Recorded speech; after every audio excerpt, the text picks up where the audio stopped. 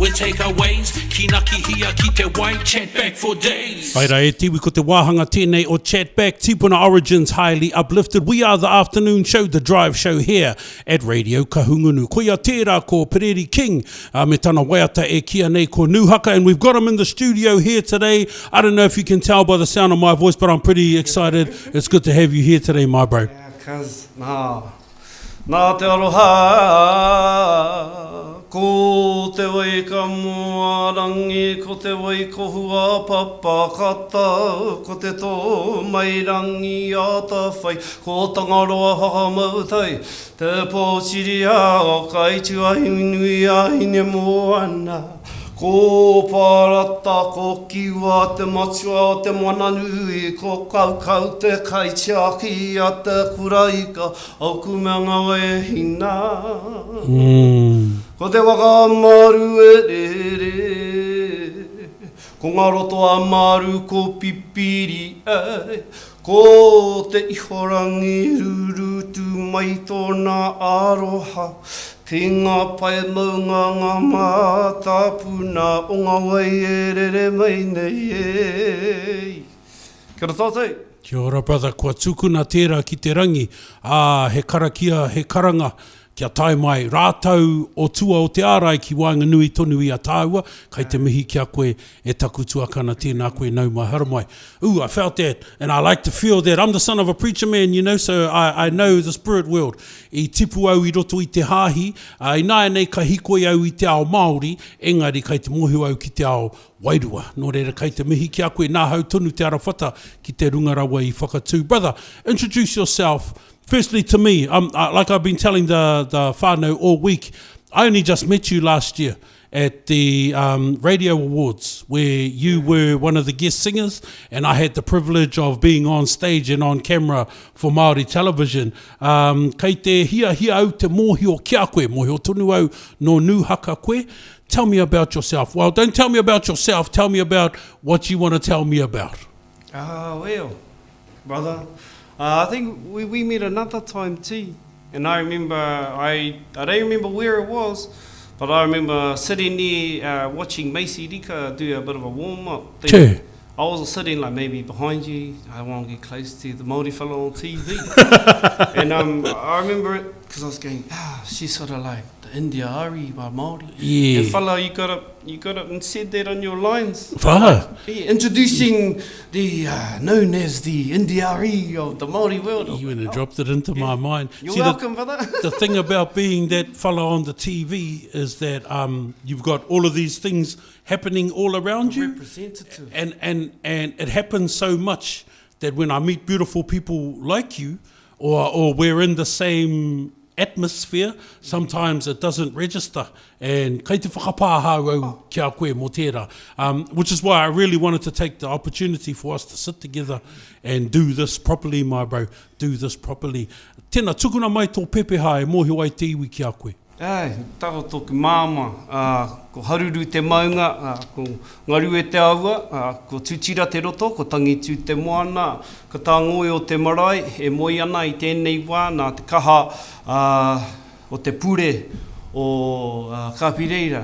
Ke te rongo tonu au i te roha kei Wainganui mātau o tā ngoi o, ki te pā manoa atu ki reira, ki tērā wāhi o tō mātau marae.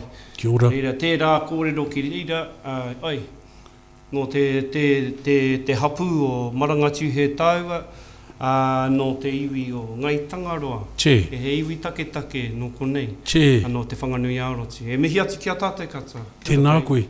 Tēnā koe. Kei te mihi ki tērā whakapapa ohau.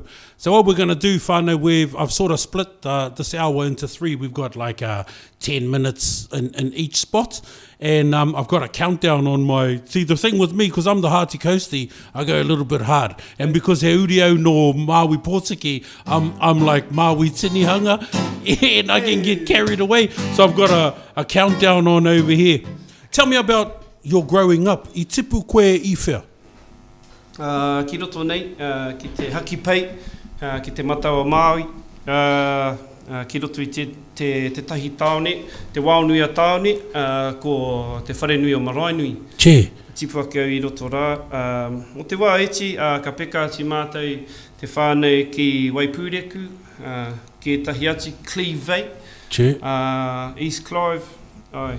I reira I noho mātou, I roa te wā I noho mātou I reira, ngā tau e waru me e pia. Hoki mātou ki Maraenui, ki te noho tahi mo te wā eti, and then I rongo kōrero au, haere ki ahi te reire, e pai aki ki reira, and say, I hunuku au ki reira. Haere ki te taste. Ai, ki te kite. Ki te rongo. He pai te rongo? Ai, he pai. I nui ngā painga ki tērā taha, the grass is redder. Ki tērā taha. He pono te kōrero. Te one, he whero ake. Tērā te kura waka, me ki. Yes, rock, man. I was thinking about it. Yes, brother.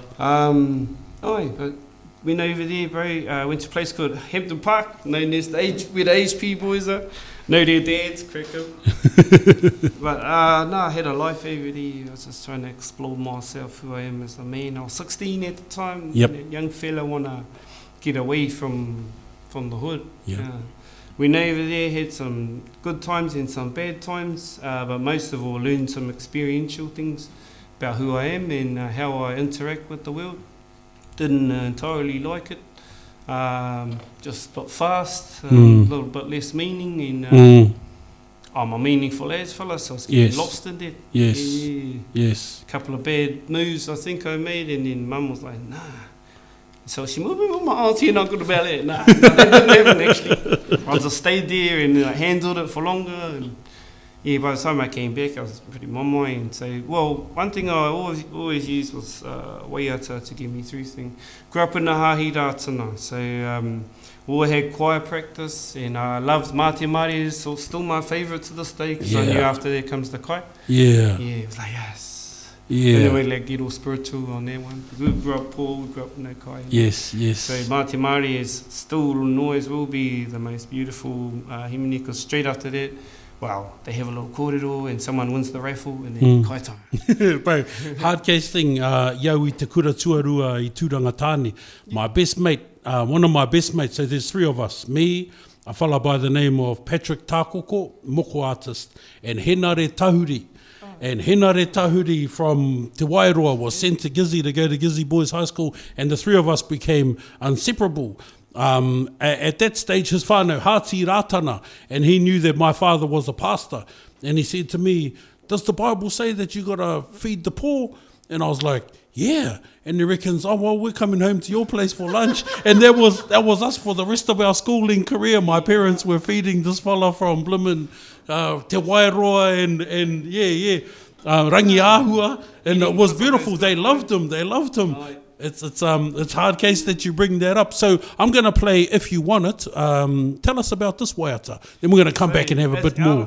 You play this. This is one of the most I was at a place where, as a young fella, or the Cartel Records, they took me up in Melbourne, bro. So this is from when I was in Melbourne. Sure. I might have been 19, 20 when I wrote this. And it was like a freestyle. Because I was like, hoha, the bro wanted me to do he goes, can you try something more like New Kids on the Block? No, yeah.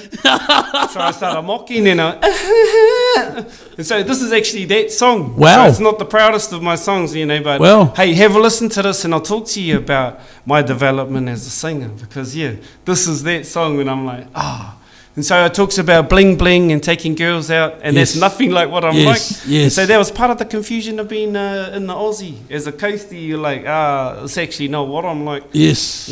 I mean, later on, some of the GC fellas went and did it, but that wasn't really my style. That's a good story though, my bro. I want to pick up on that when we come back. Yeah. I have a listen now. Yeah. And just, I haven't heard any of these songs, which is my way of interviewing is not to do any research.